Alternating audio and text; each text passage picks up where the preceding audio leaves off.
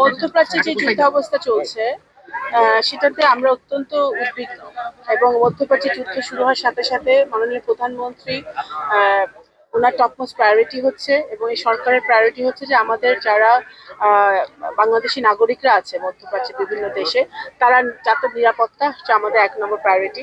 আমরা আমাদের মিশনগুলো সেখানে সকল দেশে অত্যন্ত নিবিড়ভাবে পর্যবেক্ষণ করছে। ওনারা নাগরিকদের সাথে যোগাযোগ রাখছে বাংলাদেশিদের সাথে, তারা যেন নিরাপদে থাকে, তারা যে সকল কর্মসংস্থানে তারা কাজে আছে তারা যেন নিরাপত্তার সাথে কাজ করতে পারে সেটা আমরা আমাদের মিশনগুলো দেখছি। নেক নিয়তে বরকতময় হোক আপনার টাকা। ইউসিবি ইসলামিক ব্যাংকিং একটি পরিপূর্ণ ইসলামিক ব্যাংকিং ব্যবস্থা। এবং যারা ফেরত আসতে চায়, যেমন আমরা ইতিমধ্যে আপনারা দেখেছেন ঠিক রোজার ঈদের আগের দিন রাতে আমরা আল্লাহ রহমতে 186 জন বাংলাদেশিদেরকে আমরা ফেরত আনতে পেরেছি বাংলাদেশ বিমানের একটা চার্টার্ড ফ্লাইটে এবং সেখানে প্রবাসী কল্যাণ মন্ত্রণালয়ের খরচে এটা হয়েছে। প্রবাসী কল্যাণ মন্ত্রণালয়, পররাষ্ট্র মন্ত্রণালয় এবং সিভিল এভিয়েশন এবং IOM যে আমাদের আন্তর্জাতিক সংস্থা আছে, আন্তর্জাতিক সংস্থা IOM এর সম্পূর্ণ তত্ত্বাবধানে আমরা তাদেরকে ফেরত আনতে পেরেছি।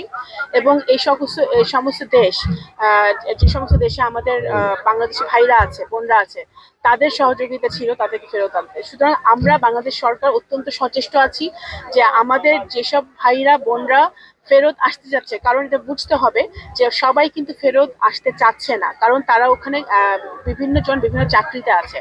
যারা ফেরত আসতে চাচ্ছে সেটা ডিপেন্ড করছে ওই সকল দেশের যুদ্ধের অবস্থার উপরে। তারা যদি নিরাপদে থাকে তারা প্রেফার করছে ওই দেশে থেকে তারা কাজটা কন্টিনিউ করতে। কিন্তু যারা ফেরত আসতে যাচ্ছে, যাদের জীবনের ঝুঁকি আছে, তাদেরকে আমরা সরকারি খরচে চার্টার্ড ফ্লাইটে করে যতগুলো ফ্লাইটই লাগুক আমরা তাদেরকে ফেরত নিয়ে আসবো। এবং যারা ওখানে আছে তারা যেন নিরাপদে থাকে সেটা আমরা সর্বোচ্চ চেষ্টা করছি। শরিয়া ভিত্তিক আধুনিক ইসলামী ব্যাংকিং। ইউসিবি ইসলামিক ব্যাংকিং একটি পরিপূর্ণ ইসলামিক ব্যাংকিং ব্যবস্থা।